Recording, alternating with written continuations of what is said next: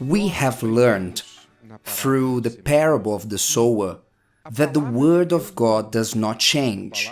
The Word is one, and it has been the same through centuries and centuries. For all eternity, the Word remains the same, just as God remains the same and He does not change. His Word is the same. It is the Word that sustains the ground underneath your feet. Yes, because if you stop and think that the world, this planet Earth, floats upon nothing, the Earth floats upon nothing and travels in a speed that is hard for us to imagine with our minds, but still, it's firm under our feet.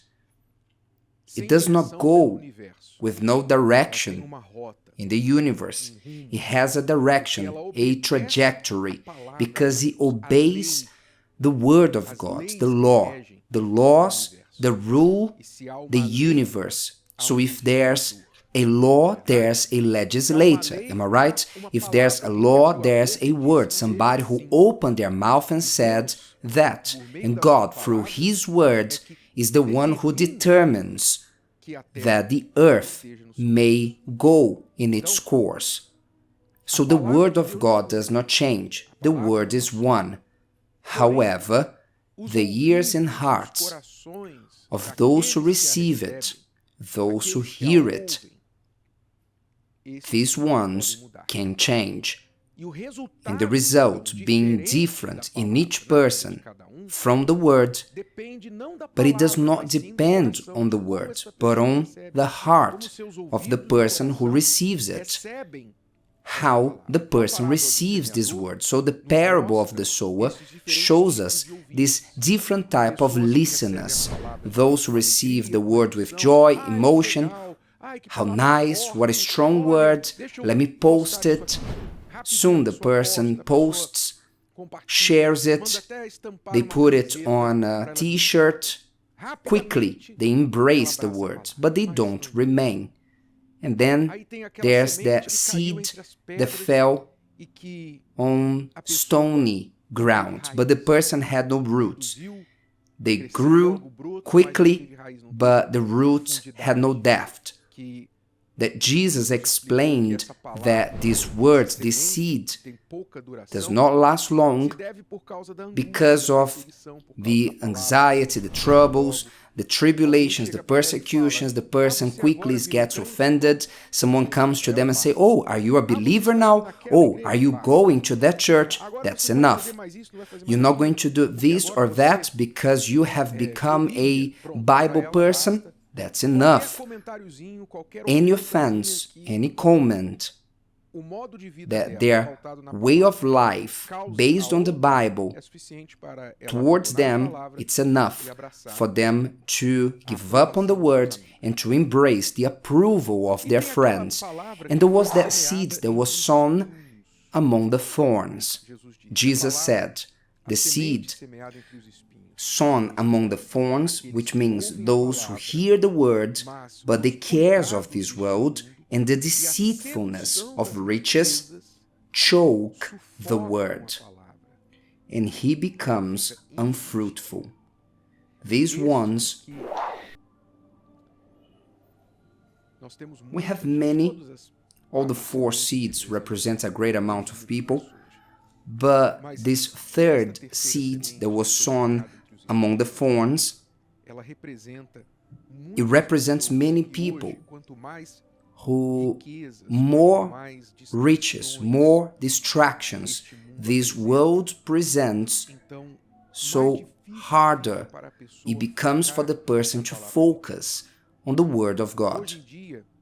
Nowadays, the person goes to dress themselves to go to work early in the morning or for something else. They have dozens of outfits, dozens of shirts, dresses, trousers, belts, shoes. They have many clothes that they look at them and say, "What will I wear?" Back in the days, people had just a few clothes. Nowadays, people buy the clothes in 3 months, it's outdated because there's the summer trends, the winter trends. So what they buy today will be outdated very soon. And the summer trend will not be the same next year. So the cares of this world multiply, they multiply. Back in the days, you had 2, 3 TV channels to watch, a few radio stations to listen to. Today you have literally an infinite number of channels, contents that you can connect, that you can watch on your mobile phone, TV, podcasts, videos, social media, infinite screen. It does not end. So this verse that says, "Now he who received seed among the thorns is he who hears the word, and the cares of this world and the deceitfulness of riches choke the word, and he becomes unfruitful." This verse, nowadays, multiplied these cares of this world and the deceitfulness of riches. It multiplied because people today have way more than any other generation before them. You who listen to me, you follow me, you have, materially speaking, most probably, by the standards of your grandparents, you're rich. Have you stopped to think about it? By the standards of our grandparents, we are rich, because our grandparents did not have what we have today. But you think that you are poor, you are not satisfied with what you have, and you will never be. You will never, because this is the human being. It's a bottomless pit. Whatever you throw in will not hit the bottom, because the human soul is insatiable. By the things of this world, the water of this world is insatiable. That's why Jesus said to the Samaritan woman, "If you really want to satisfy your thirst, you must drink from the water that I will give you, because from the water you have been drinking so far, you will never satisfy your thirst. You will never." So the world brings to people anxiety, the greed for more, to show more, to do more. And where is the Word of God in all that? Where is the Word of God? It's written. The Word is choked by all this the person is worried about and becomes unfruitful. It does not bear fruit. So it is worse for the person to listen to the Word and to choke with the cares of this world and the deceitfulness of riches, because they have no ears to hear, because they have the sensation that they know it already. They know the Word, they memorized a few verses, they know the biblical story, so they have the impression that they know the Word of God. And then they become more resistant. If you speak about the Bible to them, they become resistant. "No, I know it already. I know it." In reality, keep something with you. To have understanding about something, it's not necessarily to know something. To know something is to do it. I'm certain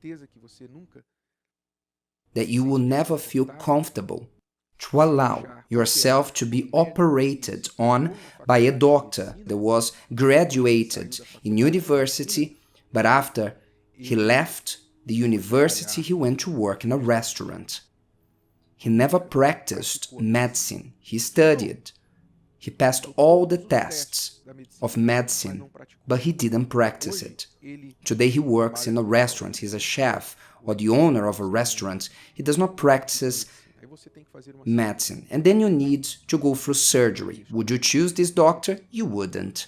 In the same way, there's no point of you knowing all about the Bible, but if you don't practice it, if you don't do it, it makes no difference in your life. None. Quite the contrary, it harms you, because you carry the name of one who knows it, the illusion of knowing the word, but in reality, the word is unfruitful in your life. What is needed for you to do?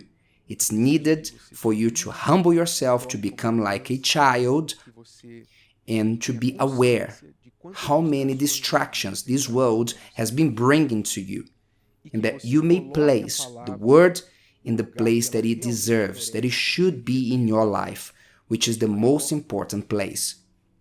To take care of the word of God in your heart and mind, as the good sower takes care of the seed in the good ground, waters it, takes care of it, removes the weeds, protects it every day that it may bear fruit. This is how the word of God must be in you.